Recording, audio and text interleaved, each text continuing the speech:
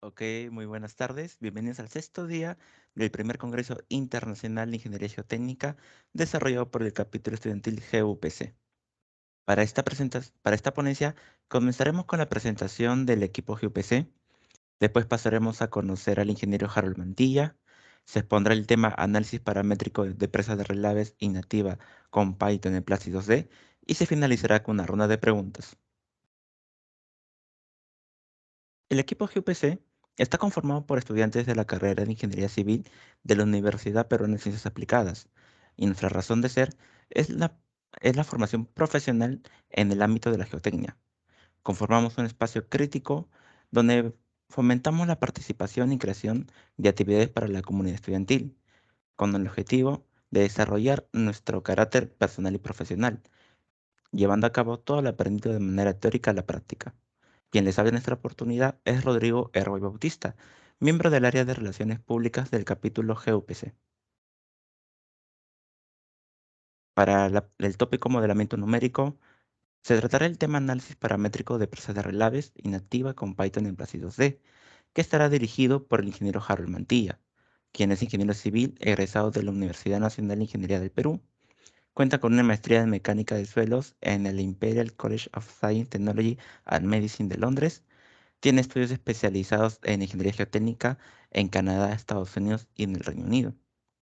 Además, es conferencista internacional y cuenta con experiencia en respuesta sísmica de pads de lechificación, presas de tierras, botaderos de monte de mina, per- taludes, estabilidad de taludes en bidimensional y tridimensional, y modelamiento numérico de estructuras de minas.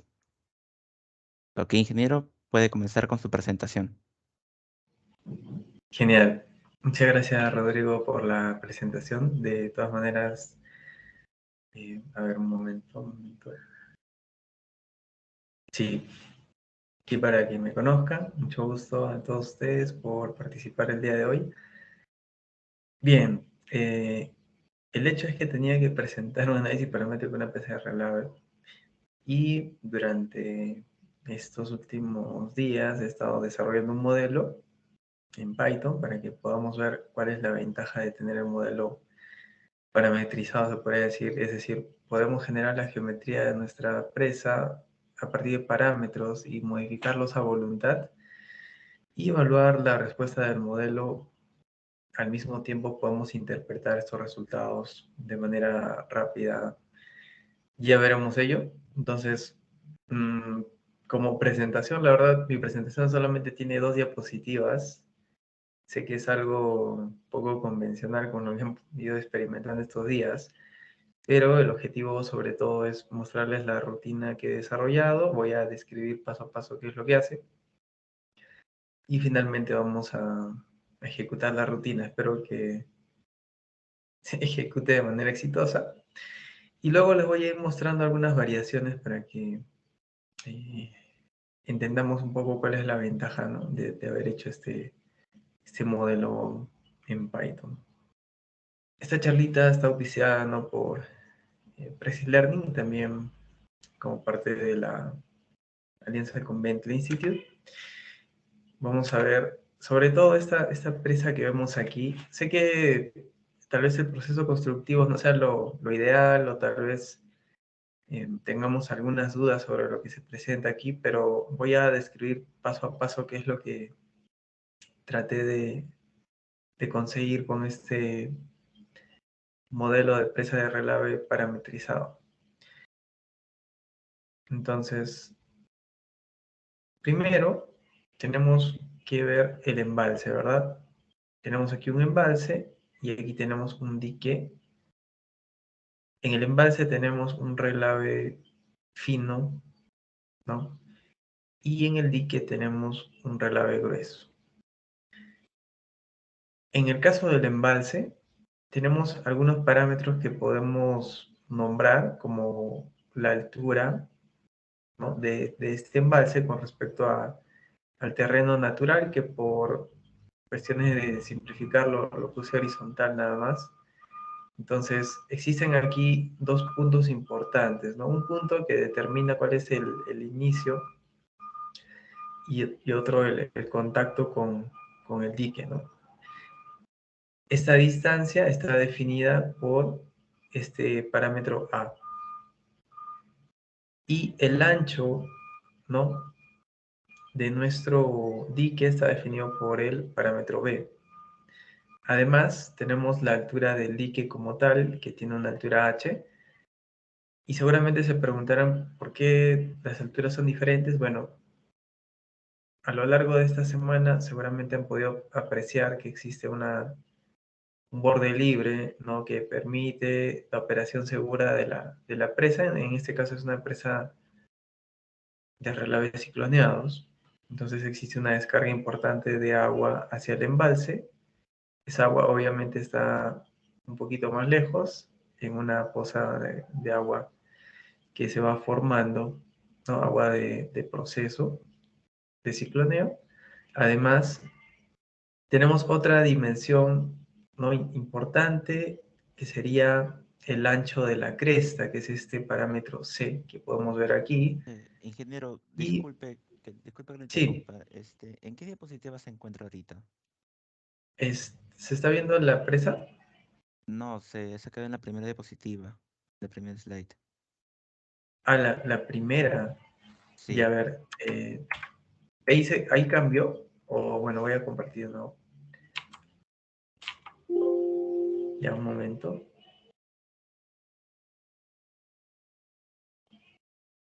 Ya, genial. A ver. Ya, ahí se ve la presa. sí, sí se ve ahí con las anotaciones también. Ya, genial. Entonces, lo que estaba explicando era, tenemos una presa hipotética, que sería una presa aguas abajo. Lo que quiero lograr con esto es definir parámetros de dimensiones que controlan la geometría de la presa y el embalse, y luego tener control de estos parámetros para hacer una variación de los mismos y ver cuál es el impacto que tiene, ya sea en el desarrollo de estado de esfuerzos hasta un estado final, y en el cambio de pendientes, ¿no?, ya sea en el talud de aguas arriba o en el talud aguas abajo. ¿Cuál es el talud aguas arriba? ¿Cuál es el talud aguas abajo? Bien, S2 representa la pendiente del talud aguas abajo y S1 representa la pendiente de talud aguas arriba. Eso es con respecto al dique. No nos vamos a enfocar ahora en el dique y luego voy a ir al embalse. Ya. Aparte tenemos el parámetro C, que define el ancho de la corona del dique. Y tenemos B, que define el ancho, ¿no?, del dique en contacto con la cimentación. H define la altura de nuestro dique, ¿no?, H mayúscula en este caso. Además, ustedes pueden apreciar aquí que yo he trazado algunas otras pendientes, ¿no? Y el objetivo es, bueno, en mi caso podría ser, quiero explorar cuáles son los diferentes taludes con los cuales yo puedo trabajar, tal que obtenga información con respecto a la estabilidad de la estructura, ¿no? Estos puntos de color oscuro, de color negro, son intersecciones, digámoslo así, entre una línea horizontal, ¿no?, eh, y estas diferentes pendientes. Ahora, lo que ven aquí es lo que yo voy a lograr, digamos, simular en el programa Plaxis 2D, ¿no? Entonces, ¿qué es lo que yo quiero lograr? Bueno, antes de ir al embalse, ¿no? Lo que quiero lograr es simular el proceso constructivo de esta presa. De hecho, el proceso constructivo no es fidedigno a una presa de agua, una presa de relaves con método constructivo aguas abajo, pero de manera rápida pude llegar a este tipo de geometría y de lógica, ¿no?, de programación para poder implementar este modelo paramétrico, por así decirlo, ¿no? En realidad ustedes más adelante pueden hacer algo como esto, ¿no? O sea, tienen la presa y van creciendo hacia aguas abajo. Ya. O sea, eso es lo que ustedes deberían modelar, ¿no? Y eso no es lo que ven aquí arriba, pero de manera rápida esto es lo que pude elaborar para que podamos entender un poco las ventajas de tener un modelo en base a parámetros ya en Python, ¿no? Bien, por otro lado, les comentaba un poco por qué la diferencia entre alturas, entre la altura de la corona y la altura del embalse, y es porque tenemos un borde libre. Un borde libre que nos permite, ¿no?, evitar fallas por desbordamiento y posible rotura de la presa, teniendo en cuenta que cualquier contacto con agua o un lodo, ¿no?, podríamos erosionar rápidamente el cuerpo de la presa, y este tal vez es un factor negativo con respecto a este tipo de presas de relave cicloneado, ya que al tener un cuerpo conformado por relave grueso, altamente erosionable, es de vital importancia evitar que se erosione, ¿no?, ya que podríamos estar generando una especie de fallas hasta llegar al contacto con el embalse y finalmente liberación de relave, y bueno, ya sabemos cómo terminaría eso, ¿no? Ya, por otro lado, tengo dimensiones de talud de aguas arriba. Bueno, en este caso, el talud de aguas arriba, como pueden ver, tiene una pendiente un poco mayor a la del talud de aguas abajo, y es que en un corto plazo, hasta que no completemos con relave, digamos, esta zona, va a ser un poco menos estable comparado con el talud de aguas abajo, pero eventualmente estos taludes van a estar confinados por material del embalse, ¿no? Y ya no va a existir em,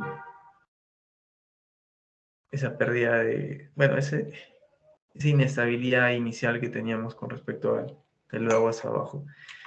Me comentan que no pueden ver el cursor o las líneas o las anotaciones. A ver, mejor voy a compartir la pantalla. Sí, ingeniero, creo que mejor sería que comparta toda la pantalla. Ya, ahora se ven las anotaciones y ya. Sí ven las anotaciones, ¿verdad? Para continuar. Sí, sí, recién se ve, pero creo que, digamos, para que se siga viendo en todo el resto de la presentación, creo que sería mejor que comparta toda su pantalla. Ah, sí, no, ya está en pantalla completa, así que ahora sí. Ya, genial. Para los que no vieron las notitas, bueno, acá señalé el talud aguas abajo, talud aguas arriba. También señalé el ancho de la corona y el ancho, ¿no?, del muro con respecto a la fundación. Y también la altura del mismo como H mayúscula. Las líneas que ustedes ven aquí con una especie de curvas o superficie de falla son las que estaba comentándoles que se podrían generar si permitimos que se erosione este talud de arena, ¿no?, que es altamente erosionable. Y lo otro que les comentaba es el borde libre, ¿no? El borde libre que tenemos aquí aguas arriba, que nos va a permitir tener esta seguridad de que durante las operaciones, ¿no?, usualmente se van a descargar estos relaves de manera continua. Entonces, esta presa es bastante dinámica porque en el tiempo vamos a tener que crecer, ¿no?, la presa. Y vamos a tener que crecer junto con las descargas de relave que se van generando a lo largo del tiempo. Con respecto al proceso constructivo, les comentaba que esta imagen, ¿no?, yo la he generado y es fidedigna a lo que voy a hacer ahora en Plaxis. Y lo de abajo es lo que ustedes deberían simular en un modelo posterior si lo quieren mejorar, ¿no?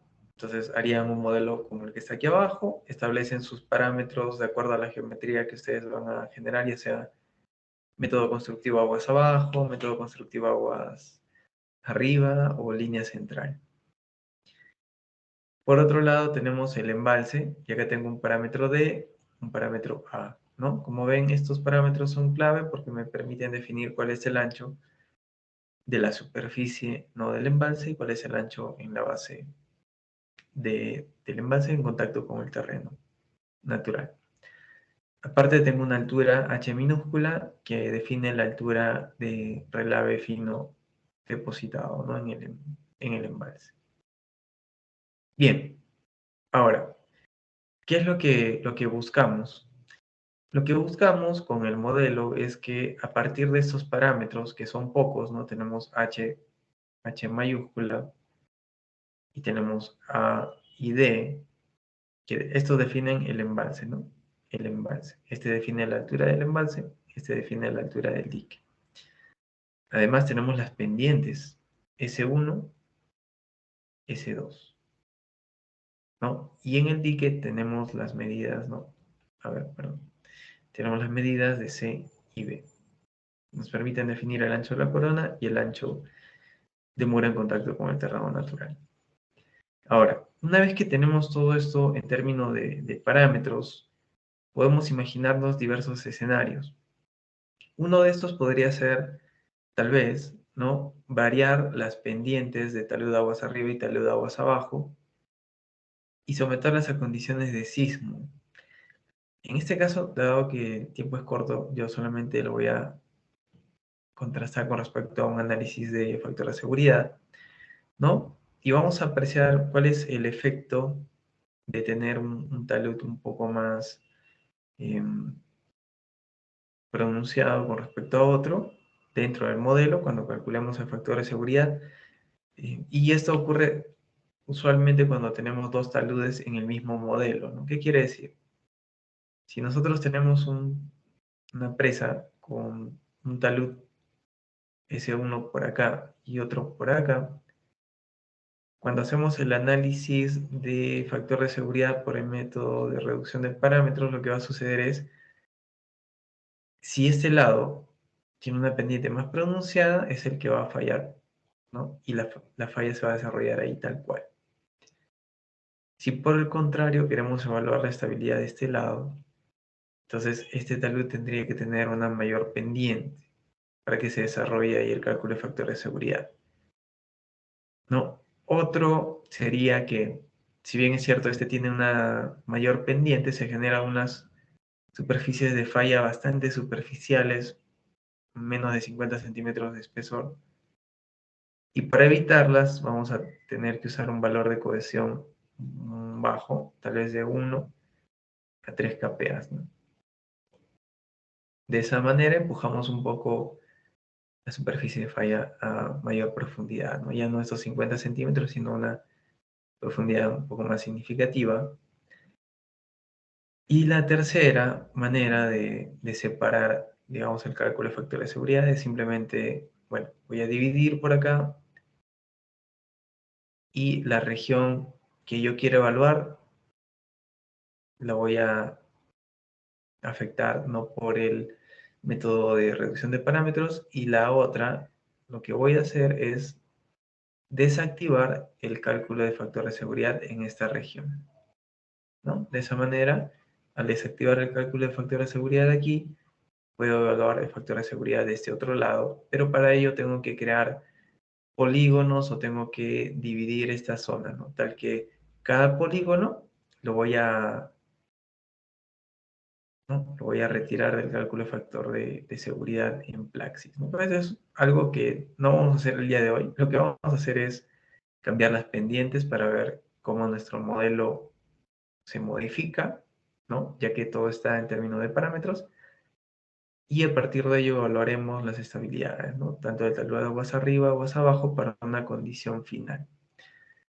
Lo otro que ustedes podrían a posterior mejorar en el modelo, tal vez sería el hecho de incluir condiciones de borde, tanto aguas arriba como aguas abajo, para evaluar el desarrollo de la superficie freática conforme ocurre el recrecimiento de la presa, para evaluar la estabilidad durante etapas intermedias, ¿no? Que también es el objetivo cuando nosotros tenemos a nuestro cargo el diseño de este tipo de presas, ¿no? Tenemos que proporcionar o tenemos que evaluar escenarios intermedios para ver que no exista un escenario intermedio que sea más crítico y que no hayamos podido identificar durante el diseño.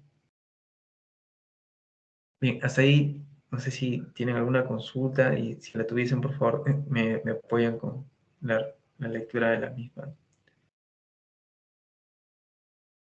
Sí, ingeniero, las consultas van a ser ya cuando usted termine su presentación. Ok, Ya le estaré leyendo las preguntas del público. No se preocupe.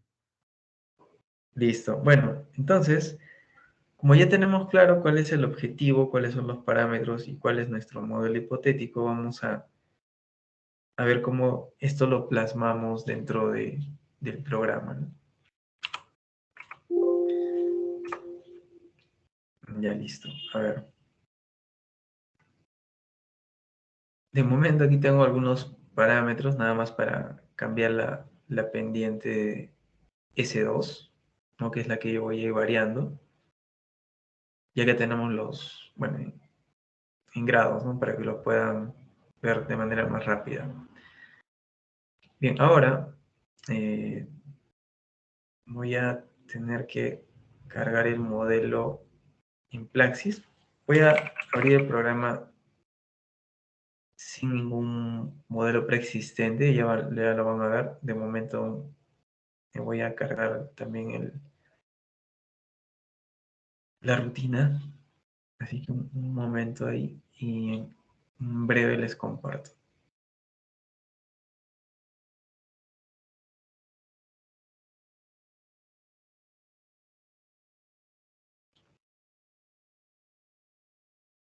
Ya.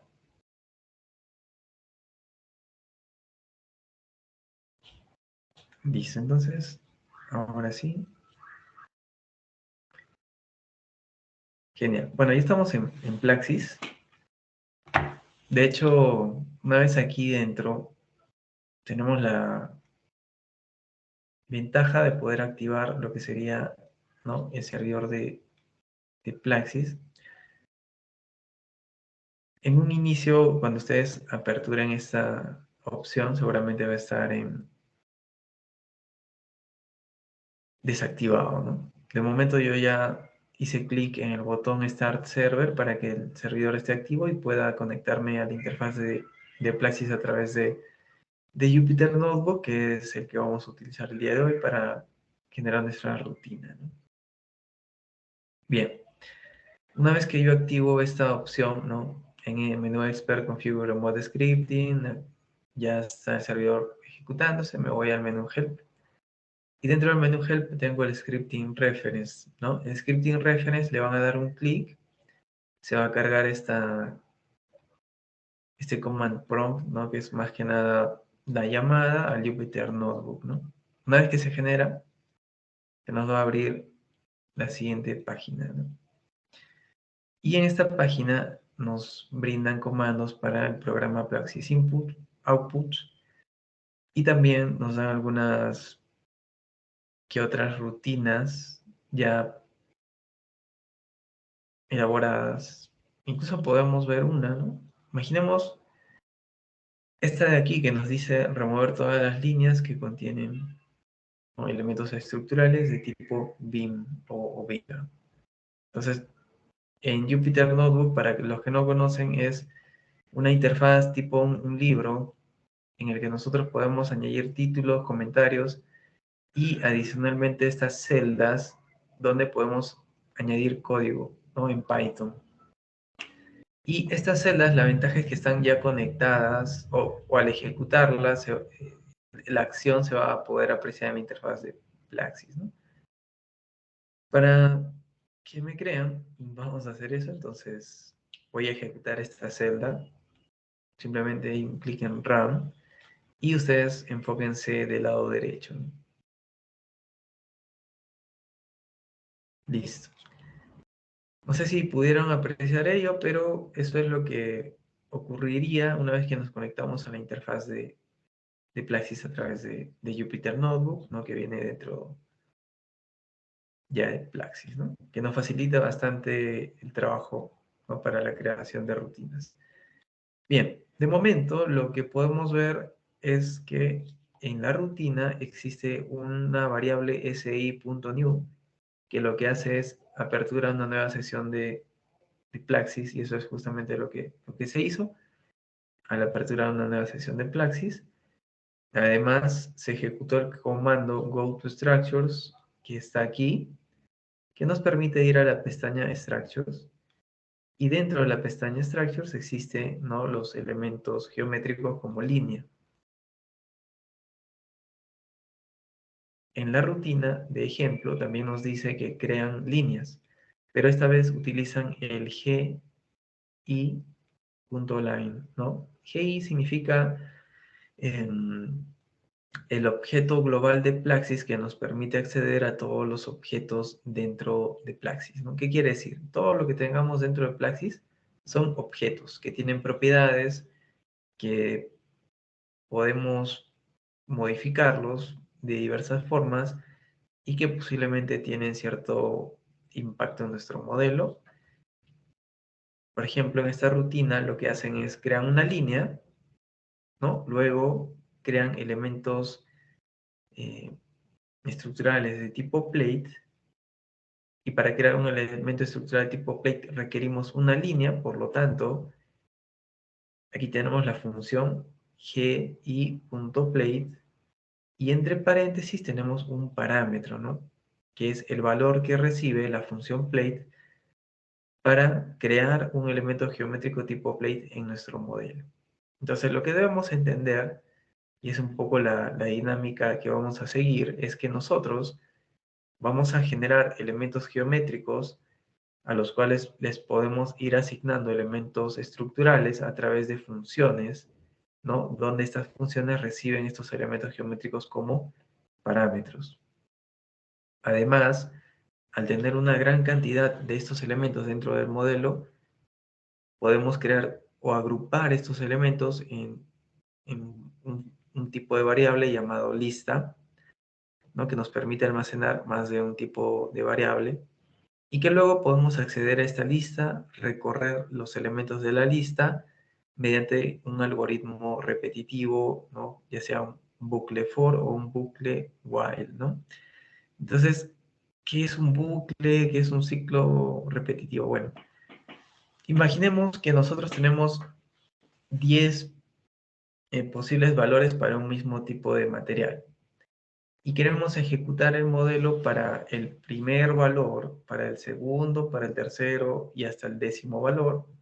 Entonces, en lugar de nosotros crear una rutina para cada uno de estos valores, solamente creamos una variable de tipo lista, ¿no? Y lo puedo poner aquí también, ¿no? Digamos materiales, ¿no? Ya, materiales. Y dentro de materiales, abrimos y cerramos, ¿no? Corchetes. Y dentro vamos a escribir, pues tal vez, no sé, fricción, ¿no? Corrección. Luego le vamos a poner tal vez una fricción 1, fricción 1, fricción 2, corrección 2. ¿Qué es lo que estamos ganando al hacer esto? Lo que estamos ganando es, estamos guardando diversos escenarios de propiedades que podrían cambiarse en nuestro material, y luego lo vamos a recorrer con un ciclo repetitivo que es el bucle for, ¿no? El bucle for vamos a ejecutar de la siguiente manera, ¿no? Para material, en materiales, y luego podemos imprimir, y para no malograr esta rutina de ejemplo, yo voy a añadir una celda. Voy a añadir una celda. Dentro tengo esta sentencia, ¿no? Esta variable tipo lista, y luego tengo esta de bucle for. Y lo que quiero es imprimir cada uno de los valores que tengo dentro de esta lista. Entonces, el bucle for me ayuda a hacer eso, ¿no? Lo que estamos logrando con esto es, en esta lista que contiene diversos valores, quiero recorrer uno por uno y realizar acciones posteriores sobre estas propiedades, ¿no? Podría ser que quieren evaluar para una propiedad, una condición o una serie de funciones. Más adelante les voy a comentar qué son las funciones. Y nada, ¿no? Luego evaluar los resultados. ¿Qué les parece si ejecuto esto para que veamos qué resulta, ¿no? Bien, como vieron, estamos recorriendo esta lista de valores, y aquí abajo tengo el bucle for que me permite hacer ello. Print es una función nativa de Python, así que no estoy creando ninguna función, solamente estoy llamando a una función nativa de Python. Además, lo que estoy logrando aquí es imprimir el valor de fricción 1, cohesión 1, fricción 2, cohesión 2. Entonces, yo podría hacer algo como print, ¿no? Material. Esta es una cadena de texto, ¿no? Es un valor, un tipo de variable primitivo. Una cadena de texto la puedo recorrer. como si fuese una lista también. Entonces aquí tengo el elemento en la posición 0, 1, 2. ¿No? Recordemos que para recorrer las listas también existen los llamados índices. Y los índices son valores que se le asignan a cada uno de estos valores a partir de los cuales podemos acceder a ellos. Por ejemplo, nada más a modo de ejemplo, lo que yo quiero es acceder a la última letra, bueno, en este caso número, de cada uno de estos valores e imprimirlo aquí abajo también. Entonces, una forma de recorrer la lista es desde 0 hasta el último valor que yo tenga en esta lista. En este caso es una lista de caracteres, ¿no? Que es una cadena de texto. Puedo hacerlo desde 0 o puedo hacerlo desde -1, en cuyo caso -1 empezará desde el último elemento y así, ¿no? Ya lo voy a imprimir también para que lo vean. Aquí pueden ver que 0 me permite acceder al valor f y -1 me permite acceder al valor 1, ¿no? Que es el primer elemento de la cadena, ¿no?, de caracteres y el último elemento de la cadena de caracteres. Bueno, espero que esto se haya entendido. No pretendo ir a mucho detalle en el tema de Python, pero bueno, para que tengan una idea. Lo otro que también quería comentarles es, ¿no? Aquí vemos una palabra que dice def. ¿Qué significa? Entonces ahora vamos a... Primero ejecutamos esto. Se ejecuta, ¿no? Se crean los elementos que se están creando aquí y seguramente se sigue una serie de pasos de cálculo que vamos a... Bueno, no voy a describir en detalle, solamente quería que vean que todas estas rutinas que ya vienen como que preestablecidas y son unas plantillas dentro de Jupyter Notebook, de Plaxis, lo podemos utilizar, interpretar y luego aplicar a nuestros modelos, ¿no? Entonces, de momento, lo que yo quería era ahondar un poco en estas funciones. Def es la abreviación de, o bueno, es la palabra clave que utilizamos para crear una función. Siempre que nosotros queremos crear una nueva función, escribimos def seguido del nombre de la función, ¿no? En este caso es obtener punto ¿no ves? Ya. Y una vez que tenemos el nombre de la función, seguido de paréntesis, dos puntos, y ahora cuando yo le dé enter, a ver, lo voy a acercar un poquito más, ya cuando yo le dé enter, vamos a ver que se encontraría por acá como si se hubiera agregado una indentación, ¿no?, automática. Y eso es lo que nos permite hacer Jupyter Notebook, ¿no? Para nosotros indicar al intérprete de Python que estamos ejecutando código dentro de una función, debemos ingresar una indentación que es obligatorio en Python, ¿no? Seguramente existen otros programas o lenguajes de programación que requieren el uso de llaves y en cuyo caso, bueno, no tendrían que hacer esto, pero en Python sí o sí tienen que hacer una indentación, ¿no? Entonces, aquí abajo ya iría todo lo que sería la rutina, ¿no? Bien, y con esta primera función que ven aquí arriba, como ven ahí, dentro de paréntesis hay un valor, y debajo, con la misma indentación todos, es decir, para una misma indentación, todos estos o estas sentencias tienen la misma prioridad. Para denotar que una sentencia de código está subordinada a otra, tenemos que añadirle una indentación adicional, ¿no? Entonces, digamos que yo le quito, de momento todo esto se va a ejecutar en el mismo orden, pero si yo añado esta indentación, lo que quiere decir es que dentro de esta sentencia condicional, if, si se cumple esta condición que yo establezco, se va a ejecutar lo que está aquí adentro. Pero si yo le quito esta indentación, lo único que voy a lograr es, bueno, si se cumple esta condición, no tengo absolutamente nada que hacer. Lo cual estaría mal, ¿no? Entonces, ¿para qué necesitamos ese if si no nos va a servir? Entonces, la indentación es importante. Y a veces podemos escribir código Python en un bloc de notas, pero al tenerlo en Jupyter Notebook nos permite esta indentación automática que también nos permite indicar una subordinación de sentencias de código dentro de otra, ¿no? Y eso es especialmente importante, digámoslo así, dentro de la creación de rutinas con Python, ¿no? Bueno, esto yo lo voy a borrar. Igual cada vez que ustedes abren su Jupyter Notebook, esto debería reiniciarse y sin cambios, pero bueno, por si acaso. Ahora, para mostrarles un poco, las funciones que vieron aquí son funciones personalizadas, de las cuales los nombres nosotros somos los que manejamos ellos, ¿no? O sea, hemos definido esta función y le hemos colocado un nombre.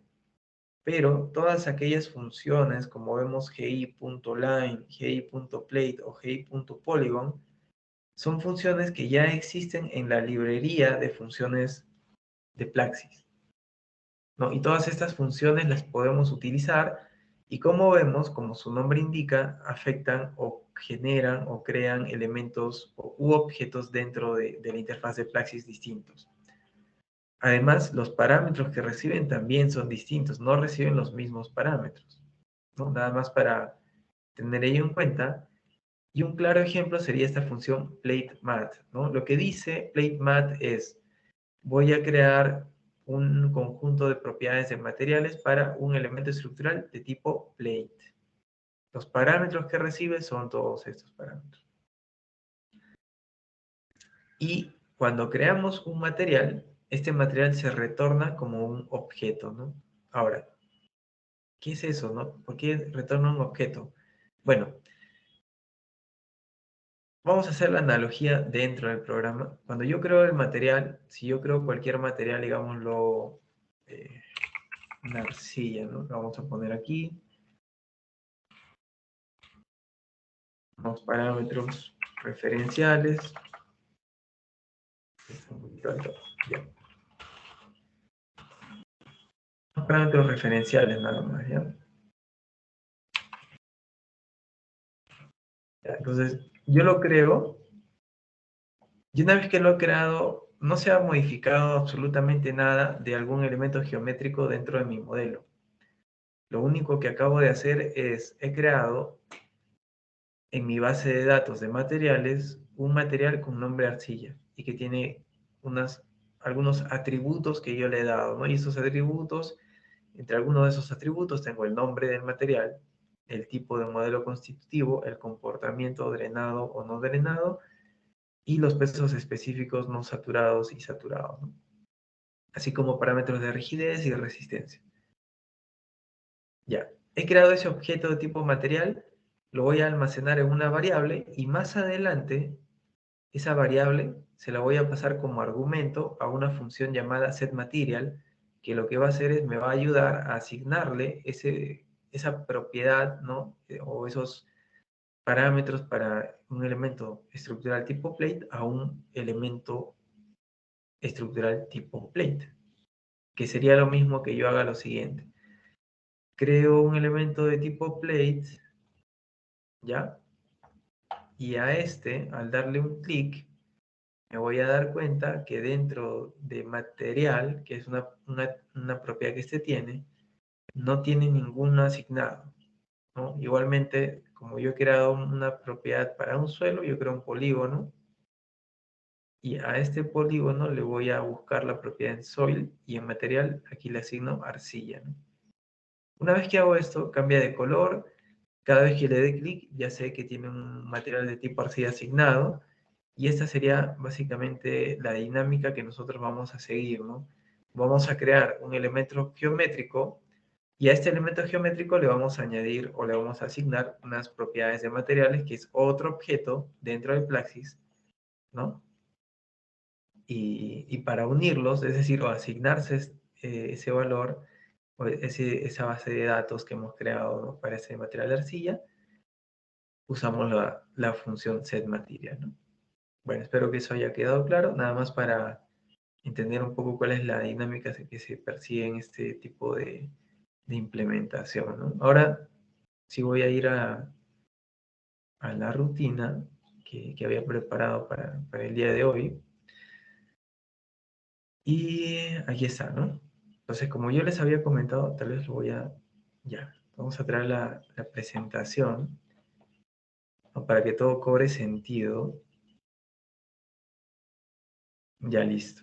Como les había comentado, en algún punto les decía cuáles son los parámetros de la geometría, ¿no? Con estos parámetros, basta que yo ingrese estos parámetros y también un número de capas, que sería un parámetro adicional que no les había comentado, pero que me va a permitir crear estas distintas capas en el modelo. Además tengo las pendientes, ¿no? Y estas pendientes S1 y S2, ¿a qué valor equivalen? Entonces nos vamos para eso al Excel. En Excel ya aquí tengo, ¿no? Para punto 29, este representa un talud de 1 en 3.5, ¿no? 3.5 horizontal, por si acaso, y uno vertical. Entonces, este talud es usualmente uno que se le suele asignar al talud de aguas abajo. Un talud de 1.8 o tal vez de 2.5 es uno que se le suele asignar a un talud de aguas arriba, ¿no? Que tiene una mayor, que es un poco más pronunciado, ¿ya? Entonces, para yo generar el modelo y representar que tengo un talud más pronunciado, S1, aquí le estoy asignando un valor un poco más alto, ¿no? Ya, ese 0.67, luego les voy a explicar por qué estaba ahí, ¿no? Ahora, el numeral, se preguntarán, ¿para qué me sirve? El numeral nos sirve para comentar código. Es decir, el intérprete, cuando vea el símbolo de numeral frente a algún valor que tengamos ahí, lo único que va a hacer es lo va a ver como si fuese un comentario, no lo va a ejecutar. Bien, entonces, de momento, lo que yo tengo aquí es un ancho de corona de 20 metros, un ancho de base de 200, un valor de ancho de embalse en contacto con el terreno natural de 150, y el valor de D no está aquí, ¿no? Vamos a ver qué hacemos con este valor, lo vamos a calcular, lo vamos a estimar, ¿no? Ya que tenemos una serie de valores de la geometría. También tenemos una altura, la altura del embalse es de 30 metros y la altura del dique es de 35 metros. Como les comentaba, las capas son 5, en total, bueno, más que capas, aquí es como el espesor o la altura de cada una, ¿no? Yo le he puesto 5 en total, aquí tenemos 1, 2, 3, 4, 5, 6, ¿no? Claro, este modelo tampoco es que tenga el mismo número de capas que vamos a crear, pero ya lo vamos a ver más adelante, ¿no? Bien, espero que esto haya quedado claro, que ya está representado aquí estos parámetros. Lo otro que les quería comentar es, vamos a calcular D, ¿no? Como les comentaba, D es el resultado de calcular, ¿no?, esta coordenada que se encuentra aquí, el vértice 7.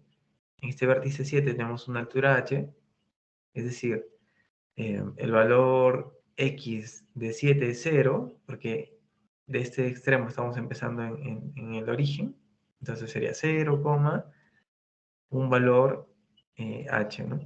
Luego, para obtener la coordenada 6, yo necesito el valor de d. Y d lo voy a obtener, ¿no?, como el valor de a.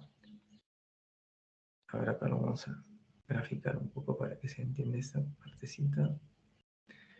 Ya, el valor de a. Entonces lo proyecto aquí, tengo a, ¿no? Y solamente me faltaría calcular esta porción de aquí. Esta porción sería el valor de la pendiente, ¿no? En este caso S1, que lo vamos a utilizar para calcular este ancho adicional, ¿no? Y ese ancho adicional lo vamos a sumar al valor de A y vamos a obtener D, ¿no? Finalmente. Ahora, ¿por qué lo hago de esta manera? Porque no lo quiero calcular en AutoCAD, digámoslo así, o sea, solamente quiero tener el valor de D tal cual se ajuste en mi modelo y ya, ¿no? Bien, incluso acá si se habrán dado cuenta no necesitaba utilizar el valor de A, pero bueno. Lo hice rápido para poder generar nuestro modelo, ¿no? Lo otro que les quería comentar es esta función calcular coordenadas del lado izquierdo. Entonces, ¿qué sucede? Dentro de Plaxis existe una funcionalidad bastante interesante, ¿no? Yo lo voy a graficar así como rápido.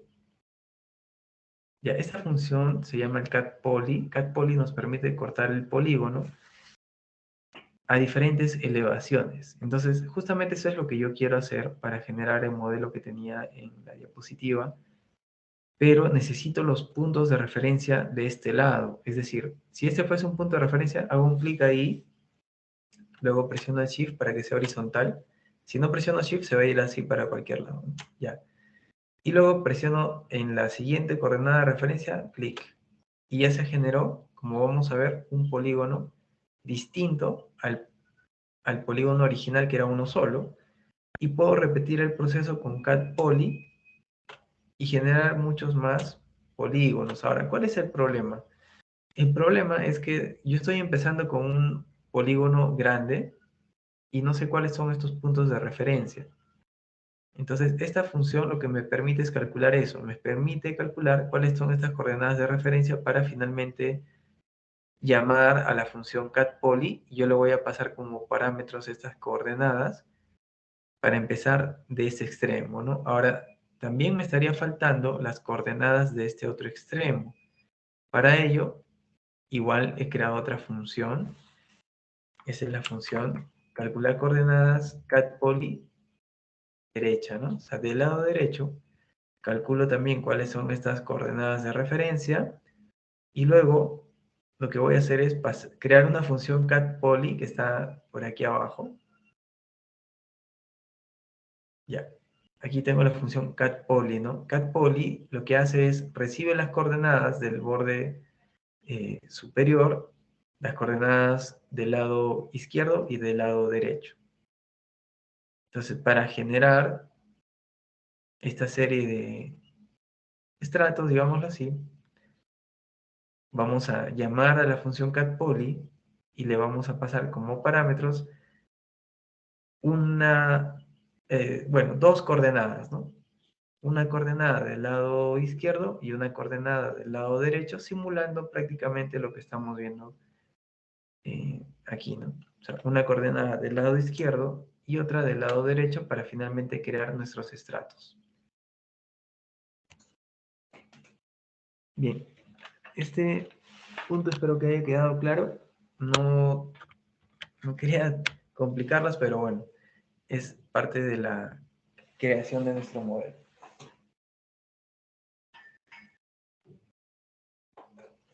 Muy bien, ahora lo que voy a hacer a continuación es explicarles qué sigue, ¿no? Bien, una vez que yo ya tengo las coordenadas identificadas del lado izquierdo y del lado derecho, yo ya estoy en la capacidad de generar todos los estratos que ven aquí, ¿no? Y como me quiero ahorrar el trabajo de hacer un cat poly, o sea, digamos, ustedes tal vez hayan imaginado que yo lo iba a hacer hasta acá, ¿no? Para cortar el polígono del embalse, pero en realidad yo lo estoy jalando hasta acá, hasta el otro extremo ya. Y al jalarlo hasta el otro extremo, CatPoly me permite generar estratos tanto en este polígono de embalse como en el polígono de la presa, ¿no? O sea, inicialmente, para graficarlo aquí de manera rápida, lo que yo busco es crear uno que represente el embalse y otro que represente solamente la presa, ¿no?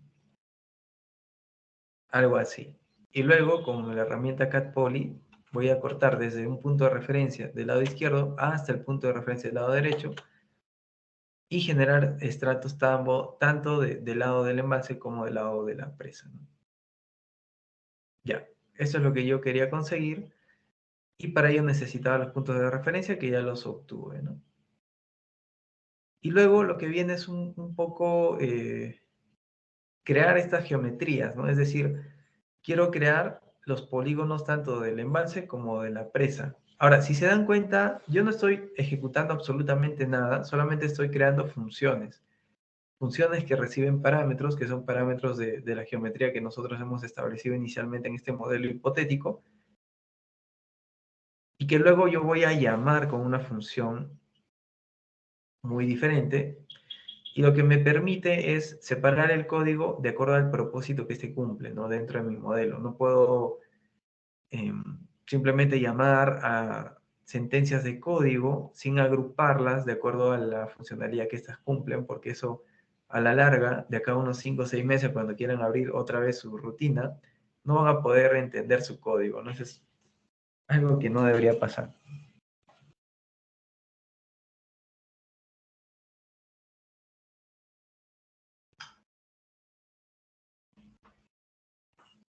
Bien, bueno, ahora para explicarles esta geometría de embalse, ¿qué es lo que yo estoy haciendo aquí? A partir de los parámetros de la geometría, yo estoy definiendo cuáles son las coordenadas que definen este polígono, que son 4, ¿no? Luego estas 4 coordenadas las voy a guardar en una variable de tipo lista y lo voy a pasar, ¿no? Como parámetro a la función polygon, y la función polygon me retorna dos objetos, uno que es el polígono y otro que es un tipo de objeto suelo, ¿no? Ahora, ¿qué es esto, no? ¿Por qué me retorna dos? Ya, vamos a ver un poco cómo funciona dentro de la interfaz. Yo voy a crear un polígono, ¿no? Tengo un polígono. Ya, esto sería como llamar a la función polygon, le pasé 4 coordenadas y se crea un objeto, pero en realidad se crean dos. El primer objeto es el objeto polygon, que es el elemento geométrico, y el segundo es el objeto soil, ¿no? ¿Y cuál es la ventaja, no? Que soil, nosotros solamente tenemos que asignarle uno de aquellos que hemos generado en nuestra base de datos, ¿no? Las propiedades de material de arcilla, y ya nuestro polígono tendrá un material asignado. Por ello, cuando yo ejecuto la función polygon, me retorna dos objetos, ¿no? Pero, claro, yo al crear la geometría lo único que me interesa de momento es el polígono del embalse. Ahora, no se sorprenda si no estoy usando las tildes. El hecho es que mejor no utilizarlas, ¿no? Porque a veces se generan ciertos problemas. Ya, bueno. Esta es la geometría del embalse, tengo las coordenadas, tengo la función polygon, le pasé las coordenadas y me retorna el objeto polígono de embalse y suelo embalse, ¿no? Solamente retorno de esta función el polígono de embalse, ¿no? Ahora, esto es nuevo. ¿Por qué? ¿Qué significa return polygon? Bueno, lo que estamos haciendo aquí es, yo creo esta función, cuando la ejecute, lo que genere esta función lo voy a guardar en una variable, ¿no? Y eso es lo que voy a hacer un poco más aquí abajo, ¿no? Donde creo geometría de modelo, voy a crear el polígono de embalse, polígono de la presa y el polígono del basamento rocoso. Para cada uno de estos tengo una función que es crear geometría embalse, crear geometría presa y crear geometría basamento, ¿no? Ahora, ¿por qué lo hice así? Bueno, lo hice así porque si se dan cuenta, los parámetros que recibe cada uno son distintos, ¿no? Y la lógica de cuántas coordenadas conforman cada polígono también es distinta, ¿no? Por ejemplo, en el embalse tengo 4 coordenadas, para crear la presa requiero 5 coordenadas y para crear el basamento requiero 6 coordenadas. Bien, una vez que ya tengo las funciones que crean la geometría o el polígono de cada uno de esos materiales, embalse, presa y basamento, las voy a llamar en una función llamada crear geometría del modelo, ¿no? Donde esta función me retorna los polígonos de cada uno de los materiales. Y como les comentaba, la geometría es un objeto, ¿no? Luego el objeto suelo también es un objeto que está asociado a este polígono, pero tengo un tercer objeto que son las propiedades de materiales. Para eso, yo necesito una función que se llame crear material, como la que tengo aquí, ¿no? En crear material si observan, yo estoy creando propiedades para relave fino, relave grueso y basamento rocoso, ¿no? Para el relave fino solamente estoy asignando un tipo de modelo constitutivo Morcoulo, algunas propiedades para el relave grueso sí un modelo Hardening Soil, y para el basamento rocoso un lineal elástico suficiente. Y como ven, cada vez que yo ejecute la función SoilMat, pasándole los parámetros que requiere, me va a crear un objeto, ¿no? Que es este de nuestra base de datos que habíamos creado como el de arcilla, ¿no? Va a crear uno que diga relave fino, ¿no? Ahora, si no me creen, podemos probarlo, ¿no? Simplemente añado una celda y voy a ejecutar esta celda, ¿no? A ver, esta celda, para saber si estoy en la celda activa, aquí está de color verde. Entonces, clic en Run y como ven aquí abajo se acaba de crear un relave fino. Quiero verlo, voy a Show Materials y aquí está relave fino, ¿no? Relave fino, como les comentaba, ¿no? Está como un tipo Morcoulo, es específico, saturado o no saturado, propiedades de rigidez y de resistencia al corte. De igual manera, puedo hacer lo mismo para el relave grueso. En vez de este de aquí, ¿no? En una celda activa, la ejecuto y se crea el relave grueso, ¿no? ¿Vieron? Ya, genial. Bueno, eso nada más para a modo de demostración. Bien, ahora, ¿qué continúa? Lo otro, ¿no? Que tenemos que hacer es esta acción. Cuando yo le dé clic al polígono, busco en el objeto suelo que este tiene y en material lo voy a asociar con el material que yo he creado en mi base de datos, ¿no? Ya sea relave fino o ya sea relave grueso, ¿no? Para hacer eso tengo que crear otra función que se llame asignar material. Asignar material va a recibir todos estos materiales que he creado y también los polígonos que he creado en la función crea geometría modelo, ¿no? Una vez tengo estos parámetros, lo único que hago es en Polygon, ¿no? Yo sé que existe la propiedad material, ¿no? Pero está dentro de suelo, ¿no? Entonces aquí tengo polígono, punto, suelo, punto, material. ¿Qué le voy a asignar? Le voy a asignar, acá dice materiales 0, ¿no?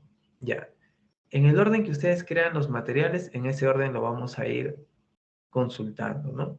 Incluso en esta lista que hemos creado aquí abajo, sabemos que material 1 en el índice 0 corresponde a relave fino, material 2 en el índice 1 corresponde a relave grueso, y material 3 corresponde al basamento, ¿no? Que está en el índice 2, perdón. Entonces, el primer polígono sabemos que es de relave fino, embalse, le asignamos, ¿no? También el índice 0, que es el material 1.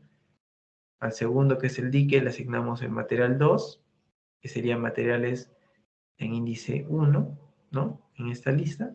Y luego tenemos el tercero, que sería el basamento rocoso. Ya tenemos el asignar material. Ahora podemos seguir el flujo de trabajo más o menos que existe en Plaxis.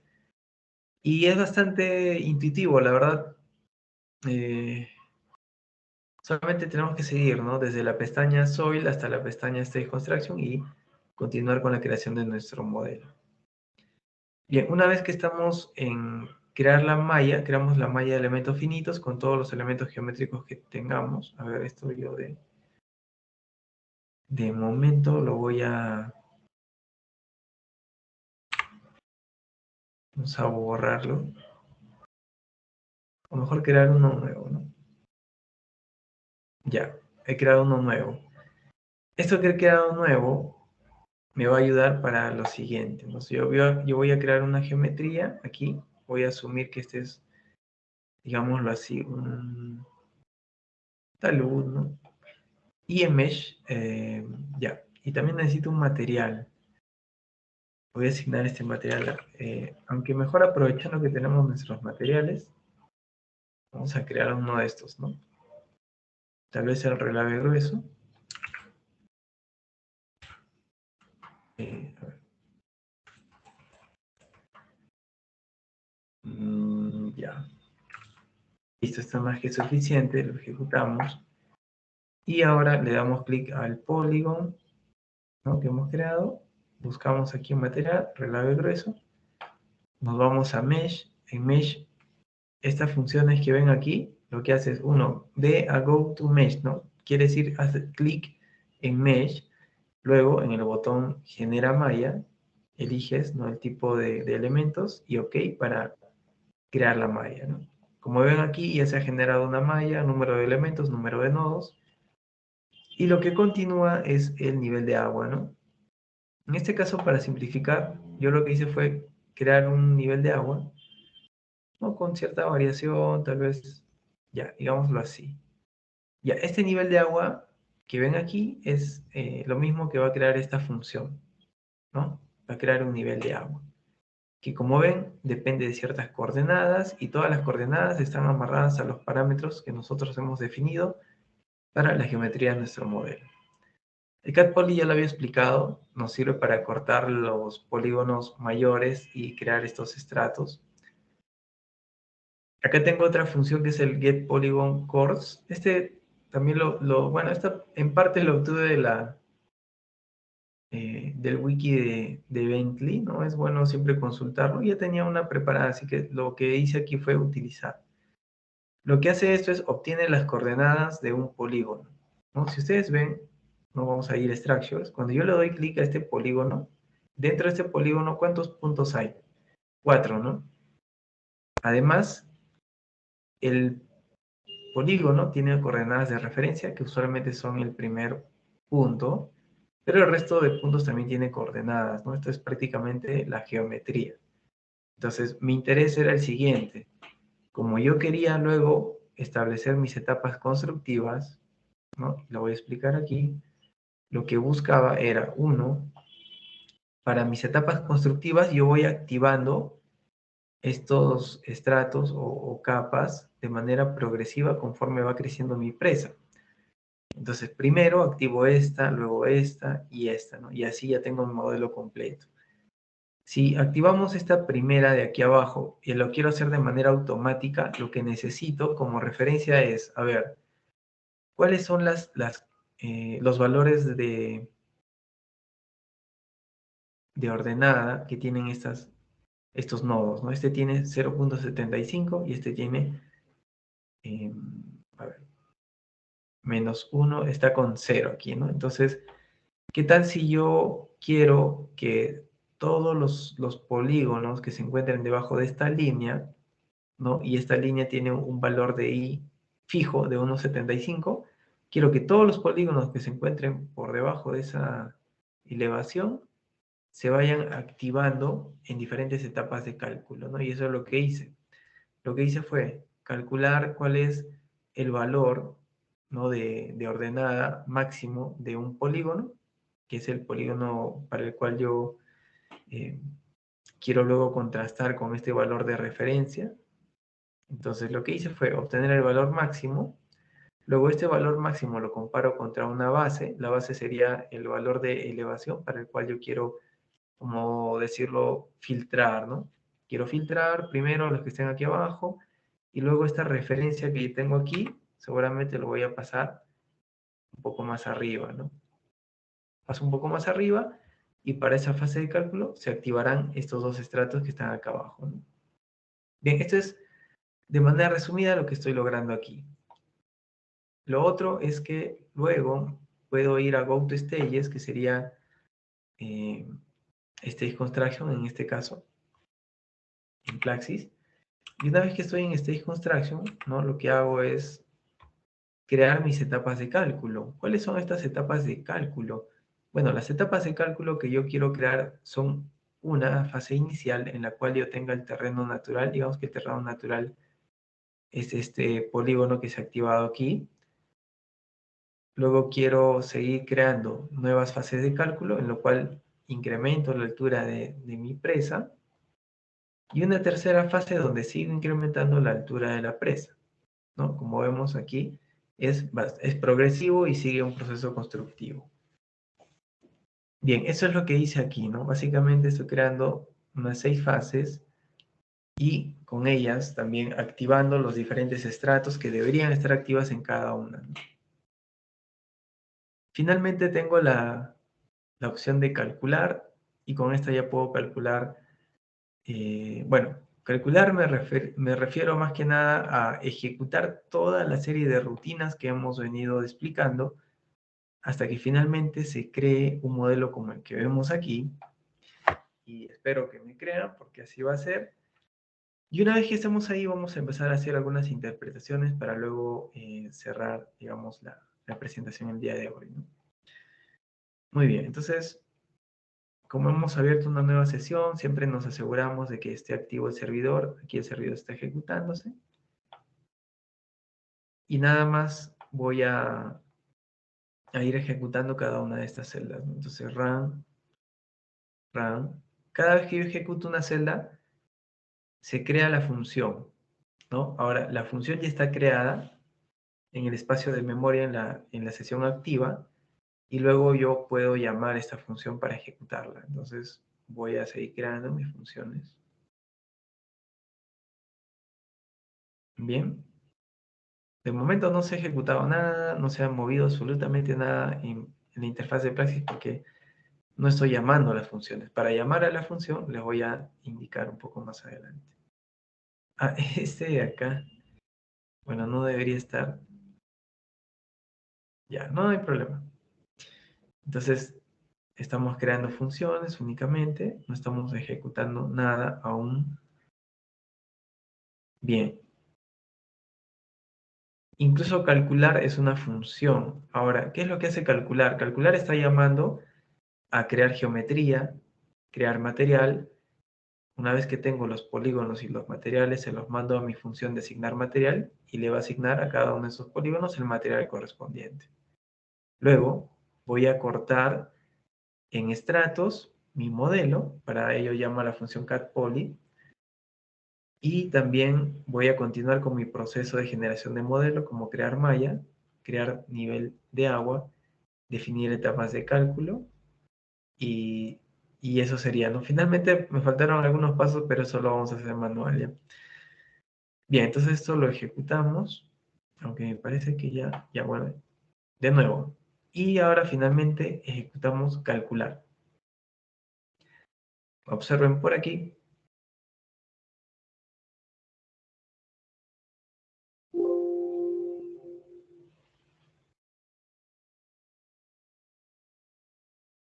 Aquí tenemos los diversos estratos que se han creado, ¿no? Con CatPoly, con la geometría, los taludes que le hemos dado, ancho de corona, etcétera, etcétera. Aquí tenemos nuestro modelo, se están creando las etapas constructivas, ¿no? En total aquí se van, bueno, yo para un control y para saber que todo está bien, suelo imprimir algunos valores clave, como el número de etapas que se está creando, para saber en qué está.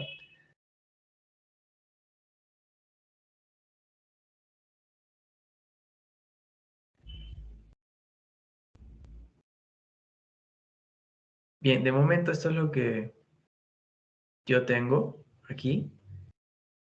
Y si ustedes observan, la etapa inicial es el terreno natural, que es el basamento rocoso, ¿no? La siguiente fase activa estos polígonos y así, ¿no? Voy activando los polígonos de manera gradual hasta llegar a tener el total del dique, ¿no? Además, para no complicarme, lo que hice fue activar las condiciones de nivel de agua ya en una etapa final, ¿no? Una etapa final. Entonces aquí tenemos estas condiciones de agua para una condición final. Las etapas intermedias, la verdad que no le he considerado nivel de agua, me van a disculpar ahí, pero para efectos de culminar el modelo tuve que simplificarlo bastante en algunas partes, ¿no? Ya, pues nada más quería indicarles eso. Ahora, para considerar que esté afectado por el nivel de agua global o no, también añadí una serie de pasos por aquí. Bueno, una vez que tengo esto, voy a realizar el cálculo, ¿no? Me voy a Stage Construction y dentro tengo Calculate.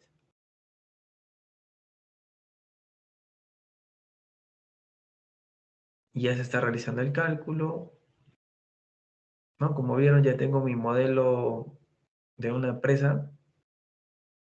Bastó crear mi rutina para tener ya mi modelo. Y ahora lo que puedo hacer, pues, es una sensibilidad de muchas cosas, ¿no? Primero quiero ver el cálculo de factor de seguridad. Y como les comentaba, ¿no? Aquí tenemos un talud chiquito y un talud aguas abajo un poco más tendido, ¿no? Menos pronunciado. Entonces, si pueden enviar al chat algún comentario de cuál creen ustedes que va a ser el talud en el cual se va a enfocar Plaxis durante el análisis de factor de seguridad, pues de repente ahí se llevan un premio, ¿no? Pero nada más como para adivinar. De momento lo vamos a ejecutar y nada, no vamos a inspeccionar los resultados.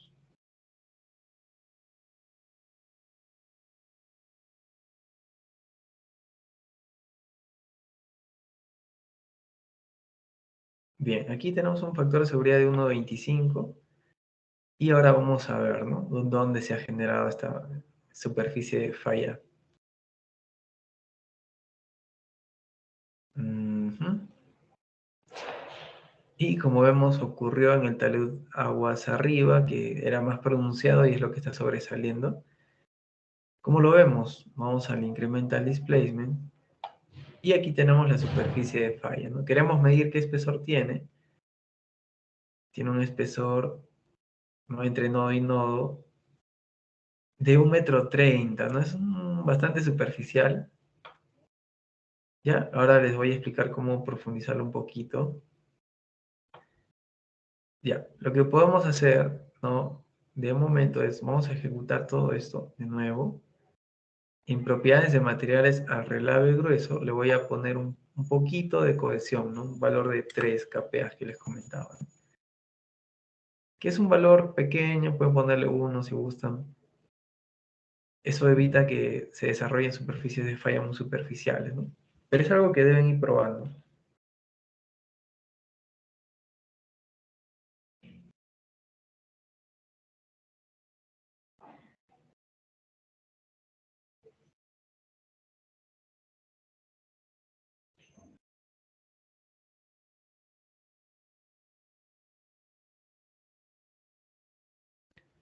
Bien, ahora inspeccionamos nuevamente los resultados del modelo.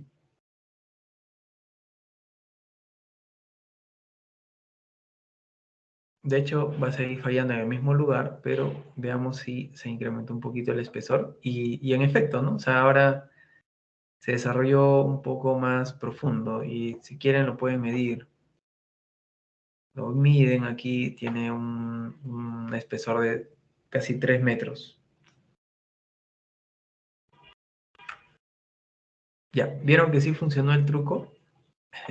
Ya, ahora, ¿qué tal si calculamos el factor de seguridad para el talud que está aquí, ¿no? Pero para que eso suceda, este talud tendría que ser más pronunciado. Ahora, ¿qué hacemos? ¿Creamos el modelo desde cero o aprovechamos que tenemos a disposición nuestra rutina para crear nuestra presa? Entonces, vamos a hacer eso.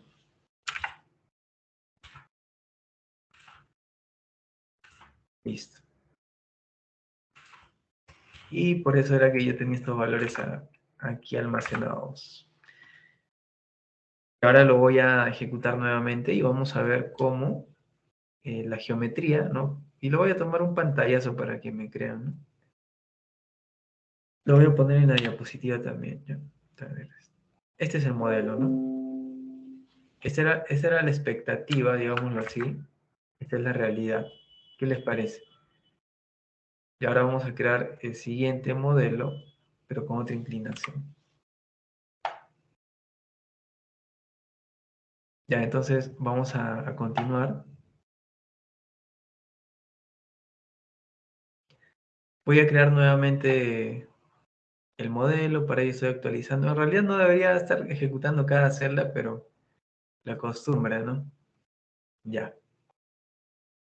Como vieron, yo acabo de cambiar las pendientes, tanto aguas arriba como aguas abajo. Cuando se cree mi modelo, vamos a ver que esto va a cambiar, ¿no? De lo que estaba así, esta pendiente más echada se va a venir por acá, y la pendiente más pronunciada, aguas abajo. Y ahora, para que me crean, vamos a ver ahí nuestro modelo. Y en efecto, eso es lo que hemos logrado, ¿no?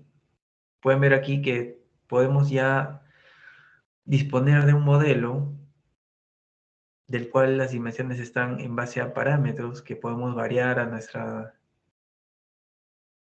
criterio, evaluar condiciones más críticas o no, y eso ya se lo dejo a ustedes, ¿no? Como pueden ver ya es... depende mucho de su imaginación ya que es lo que quieren obtener, ¿no? Por lo general pueden cambiar parámetros, pueden cambiar pendientes, evaluar estos distintos factores de seguridad para esas condiciones. Incluso aquí yo voy a añadir ya la etapa de cálculo de factores de seguridad. Y vamos a ver por dónde se calcula la superficie de falla, ¿no? Primero, para que tengan en cuenta, el relieve grueso sigue como estaba al inicio, con una cohesión de 0, ¿no? Porque hemos ejecutado nuevamente nuestra rutina.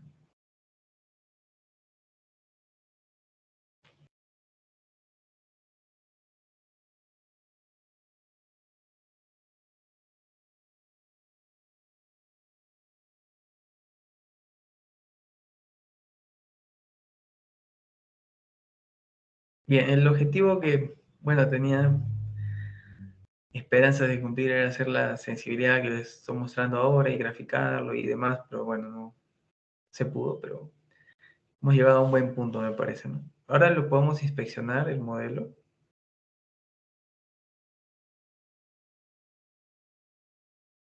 Y podemos apreciar, ¿no?, que se ha desarrollado una superficie de falla, esta vez en el talud de aguas abajo, ¿no? Nuevamente se ha generado una pequeña superficie de falla, bastante superficial, con un espesor de, bueno, 2 metros, pero claro, superficial para esta magnitud.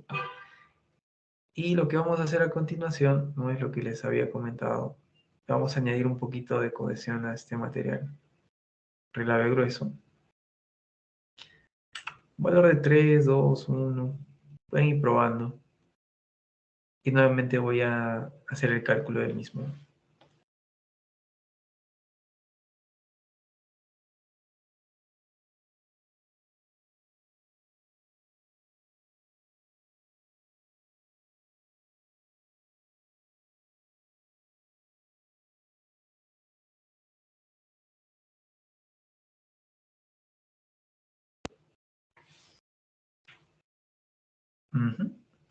Incluso podemos notar que al buscar una superficie de falla un poco más profunda, el factor de seguridad también se incrementa, ¿no? Como esperaríamos de un programa de equilibrio límite, tal vez, si queremos comparar. Y aquí tenemos una superficie un poco más representativa, una superficie de falla un poco más representativa. Vamos a tomar una fotito aquí, aunque nos quedaba pendiente añadirla, ¿no? Ya, vamos a... Ya, y esta sería nuestra superficie de falla, ¿no? Como vemos, depende mucho de qué talud sea más pronunciado, ya sea talud de aguas arriba, talud de aguas abajo. Y la otra opción que les comentaba, ahora lo voy a, bueno, ahora lo voy a describir un poco a grandes rasgos y luego ustedes pueden hacer sus pruebas también. Ya, eso lo voy a añadir a la presentación.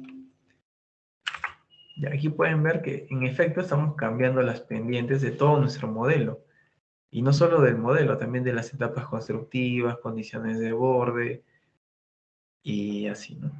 Incluso como tenemos las propiedades de materiales en términos de variables, podemos asignarle distribuciones normales o etcétera para hacer un análisis de sensibilidad de parámetros, ¿no? Bien, con esto les quería comentar lo de crear un material. A ver, tengo este polígono y existe aquí abajo un atributo que dice Apply Strength Reduction con un check. Si yo quiero excluir este polígono del cálculo de factor de seguridad, le quito el check.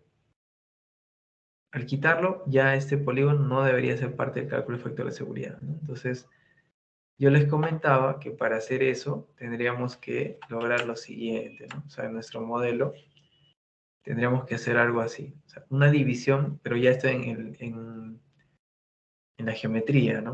O sea, hago esta división como un cat poly y tengo mitad por acá, mitad por allá, ¿no? Incluso acá lo puedo probar, ¿no? Para verlo, aunque, a ver, esperemos funcione. Tenemos aquí el cat poly, yo le puedo trazar esto acá, ya generé estos polígonos, genero mi malla, me voy a Stage Construction y en el cálculo de factor de seguridad. Sí, otra cosa, cuando ustedes modifican la geometría, también sus etapas de cálculo van a tener que editarlas, ¿no? Por eso no lo realicé, tenía que modificar mi rutina. Ya, de momento solamente estoy completando el modelo. A ver, listo, acá. Y para el cálculo de factor de seguridad, no, de hecho nos va a salir por aquí, ¿verdad? Entonces, si yo quiero evitar eso, voy a seleccionar todos estos polígonos, le voy a quitar el check, ¿no? Y esperemos que con eso el cálculo de factor de seguridad se realice por acá. Ya, entonces ejecutamos, esperemos que sea así.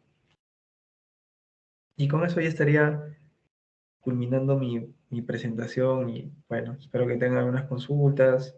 Y si no, pues la verdad, gracias por haber entendido todo el día de hoy. Bien, muchísimas gracias por la presentación. Ha sido bastante interesante poder aprender de primera mano el uso de Platzi. Bueno, entonces, podemos comenzar con la ronda de preguntas, me dice. Sí, sí, sí, normal. Ya, entonces sí, tenemos unas preguntas acá. Dice, ¿cuáles serían las principales restricciones que tiene el Platzi? Y en base a su experiencia, ¿qué otro software sería un buen complemento para el diseño de modelos en empresas de relaves? Limitaciones yo creo que pocas. En realidad tenemos muchas herramientas dentro de Plaxis que nos permiten añadir diversas variables, ya sean... Bueno, yo estoy haciendo análisis de estabilidad ahora, pero ustedes podrían hacer un análisis dinámico para diferentes condiciones de geometría y propiedades de materiales. Podrían extraer esos valores a una tabla, ¿no? En puntos de control que se ubiquen dentro de su modelo. Y, y como ven, hay mucha ventaja en hacer esto, ¿no? Ahora, otros programas para complementar. Por ahí me enteré que GeoStudio posiblemente se integre a Plaxis. Entonces, los modelos que generemos aquí los podemos mandar a GeoStudio y luego generar esos modelos de equilibrio límite en GeoStudio. Imaginemos que podemos generar la geometría de nuestro modelo y mandársela a GeoStudio. Eso les ahorraría bastante tiempo, ¿no? Entre uno y otro programa, porque usualmente la desventaja era que no podíamos hacer eso, pero teniendo ahora eso a nuestras manos, yo creo que es una buena oportunidad. Y ahora lo que les Mm. quería mostrar era justamente eso de crear bueno, esta división, digámoslo así, excluir estos polígonos del cálculo de factor de seguridad y forzar de que eso ocurra en el talud de aguas arriba, ¿no? Y es justamente lo que acabo de lograr. No, nada más se los quería demostrar para que tengan eso presente, que sí se puede mediante esa especie de artificio, ¿no? Eso también lo podrían hacer cuando tienen taludes que están fallando, o sea, taludes locales fallando, lo pueden excluir, o sea, una porción de ese talud lo excluyen del cálculo de factor de seguridad para que se genere una falla de una zona mayor, una zona que podamos considerar significativa, ¿no? Porque si se cae un poquito de material de 1 metro, 1,5 metros, eso lo conformamos nuevamente, no va a afectar la estabilidad, no va a generar una inestabilidad global de la estructura, ¿no? Ok, ingeniero. Genial. Acá hay otras preguntas que dice, ¿cuáles son los parámetros más influyentes en nuestro diseño? Sí, depende mucho de qué es lo que quieran evaluar. Digamos que en este caso, al tener un relave cicloneado, este relave tiene propiedades que se obtienen a partir de ensayos CD y sería por lo tanto la que mayor control tenga sobre la estabilidad, ¿no? Y a esto me refiero sobre los parámetros de resistencia, como cohesión, fricción, dilatancia. Otro es el comportamiento del material, ¿no? Como este material usualmente es tiene una permeabilidad muy alta y se va a comportar en términos de parámetros efectivos, yo ya sé cuáles parámetros observar, pero puedo tener otros materiales que se comporten como no drenados, en los cuales ya tendría que ver la forma de modelar ello, ¿no? Ya sea controlando la resistencia no drenada bajo las condiciones de carga que yo estoy simulando aquí, ¿no? Si ustedes observan, lo que quise lograr en el modelo fue simular un proceso constructivo, ¿no? Incluso no lo hice aquí, pero podría tal vez hacerlo acá. O sea, puedo añadirle fases de cálculo de factor de seguridad en etapas intermedias. De hecho, aquí no sé si funciona. A ver. Sí, acá sí va a funcionar. Incluso puedo calcular acá el factor de seguridad de una etapa intermedia, ¿no? Y dependiendo del proceso constructivo que estoy simulando y las condiciones que determinan, ¿no?, el comportamiento, ya sea drenado o no drenado del material, voy a obtener un factor de seguridad, ¿no?, para esa condición intermedia. Ok, ingeniero. Acá dice otra pregunta, ¿dónde aprendió a utilizar Platzi? Ah, ya. Bueno, eso se aprende con los manuales y también con la experiencia. Ya que Ah, de ingeniero. hecho, sí, es así, ¿no? Lo que podemos nosotros hacer para aprender un poco es justamente esto que les mostré hoy, ¿no? O sea, yo me voy desde un caso hipotético, represento mi presa en términos de parámetros y quiero explorar el comportamiento de la presa con respecto a diferentes anchos de corona, dependiente de talud de aguas arriba, talud de aguas abajo.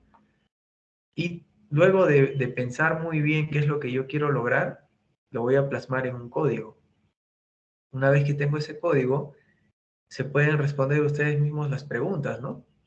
Podría cambiar propiedades del relave grueso, evaluar de nuevo el factor de seguridad para una condición final y etapas intermedias, y comparar eso en un archivo Excel o gráficos tal vez, ¿no?, en los cuales ustedes contrasten un incremento del 20% del ángulo de fricción generó esto, o cambios en pendiente en el talud de aguas abajo generan que el factor de seguridad sea mayor o menor, ¿no?, ya sea que sea más pronunciado o menos pronunciado. Y todo esto tiene que estar comparado con respecto a un caso base, ¿no? Un caso base sobre el cual ustedes hagan esa comparación del más menos 20% y demás, ¿no? Y eso les va a permitir también aprender un poco más del programa y sobre todo lo que ustedes deberían esperar es entender las propiedades del material y su impacto y cómo esto se aprecia en los resultados, ¿no? Que es lo que buscamos. O sea, no buscamos solamente saber el uso del programa, buscamos acelerar el entendimiento de nuestro problema a partir de generar estas rutinas que, como ven, es bastante práctico, y yo me puedo crear ahora con esta rutina que tengo ahí una presa de esta forma o de esta otra forma, ¿no?, sin necesidad de mucho esfuerzo. Bueno, eso sería un consejo, un tip de lo que podría recomendarles para que aprendan, digamos, un poco el programa. Y hoy en día ya no es solamente asumir un conjunto de propiedades mejor estimadas y ya, ¿no? O sea, tenemos que hacer una sensibilidad con parámetros menores, mayores, y evaluemos cuál es su impacto en el modelo, y especialmente en aquellos parámetros en los cuales tenemos una mayor incertidumbre, menor cantidad de ensayos de laboratorio, y que veamos que al cambiar estos parámetros tiene un impacto significativo en la estabilidad o en la generación de deformaciones en el modelo. Ok, ingeniero. Pasamos con la pregunta porque acá tenemos varias. Sí, Este, ¿qué calidad de malla recomienda para un cálculo de presas de relave teniendo como consideración materiales con áreas pequeñas y puntas pronunciadas? ¿Y cómo se comporta el Platzi con un modelo 3D en base a su experiencia, generado todo mediante Python? sí, de hecho es un buen punto el que tocan y no sé si alguna vez les ha pasado ese tipo de modelo que nos envían, ¿no? O sea, les pasan este terreno natural que viene así, ¿no? Y sobre este tienen que hacer su presa, digamos, ¿no? Ya, ¿qué hacemos acá? Simplemente simplificamos, ¿no?, las cosas. No podemos subirlo tal cual porque, como comenta ahí quien hizo la pregunta, vamos a tener problemas al momento de generar los elementos triangulares, ¿no? Que van a tener tal vez un nivel de distorsión que, producto de esta distorsión, es decir, un triángulo de este tipo, ¿no?, con un lado más alargado con respecto a otro, si se deformara, generaría una inestabilidad numérica y no sería tanto el colapso de la estructura debido a las propiedades de resistencia que le hemos asignado, ¿no? Entonces, yo les recomendaría simplifíquenlo, o sea, no tienen por qué hacerlo tal cual, a menos que tengan en la cimentación una especie de banquitos, algo así, ¿no? Y no tienen por qué añadirle mucho detalle a la cimentación, tienen que ver la manera de simplificarlo, porque no estamos haciendo un análisis como en Slide o GStudio, que sí nos permite llevar estas superficies así como están. Más bien esto nos va a complicar, ¿no? ¿Y dónde veo este tipo de impacto? Lo veo en la malla. Cuando ustedes generan la malla, y eso no lo expliqué, tienen que ver la malla, ¿no? Van a ver la malla, y una vez que ven esta malla, tienen que ir al área de Quality. En Quality aquí pueden ver que tengo algunos elementos que tienen cierta distorsión un poco elevada, ¿no?, que están justo en el contacto. Y tal vez aquí es donde yo tengo que generar elementos de un menor tamaño para que esta distorsión no tenga ese valor, ¿no? De momento seguramente quieren saber qué valor tiene, para eso se van acá a un botón y se ubican en la parte superior, ¿no? Tiene un punto 37, ¿no? O sea, generalmente un punto 4 hacia arriba está bien, ¿no? Menos de eso ya te podría generar problemas, pero de esa manera ustedes los pueden inspeccionar, ¿no? Y en el 3D tenemos herramientas de visualización mucho más potentes que esta, que nos permiten observar ello.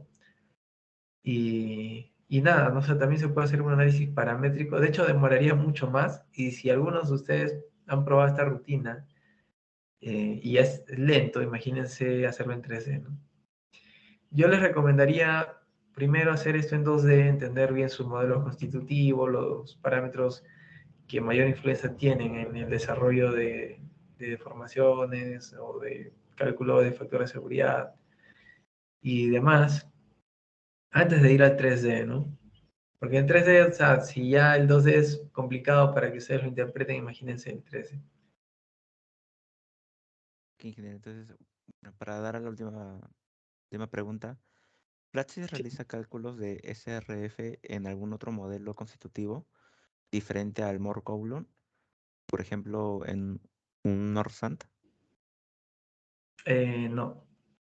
Lo que tenemos que tener en cuenta es que el cálculo de reducción de parámetros, ¿no?, que es el que utiliza Plaxis, está sujeto a que un modelo constitutivo cuente con un criterio de rotura, un criterio de falla. NORSAN no cuenta con uno. NORSAN lo que hacemos es interpretar una relación de esfuerzos para saber qué tan próximo o qué tan lejos estamos de una línea de inestabilidad, que es una forma diferente de interpretar, digamos, si estamos en una condición de falla o no. Entonces, no todos los modelos constitutivos nos permiten el cálculo de factor de seguridad, ¿no? El caso de Harden y Soil, que es el que les presenté, el que apliqué para relave grueso, sí, y de Moore-Coulomb también, ¿no? Si ven otro modelo constitutivo nuevo, tienen que ver que ese modelo cuente con un criterio de falla, ¿no? Y si no lo tiene, entonces vean la forma de que ese modelo constitutivo les diga están en la falla o no, de acuerdo a la evolución deformaciones con respecto a la superficie de fluencia que éste tiene, ¿no? En caso de Norsan, es un ejemplo claro. Ok, ingeniero, de verdad, muchísimas gracias por haber respondido nuestras preguntas. De parte de todo de los miembros del capítulo GUPC, nos encontramos muy agradecidos con usted por haber aceptado compartir sus experiencias y conocimientos. Bueno, y también dejándole presente una invitación para poder trabajar en colaboración y crear otras conferencias en conjunto con nosotros. Siempre deseándole muchos éxitos y bendiciones. Si desea, puede dar algunas últimas palabras a manera de despedida y así damos por finalizada nuestra conferencia. Sí, de hecho, muchas gracias por la invitación.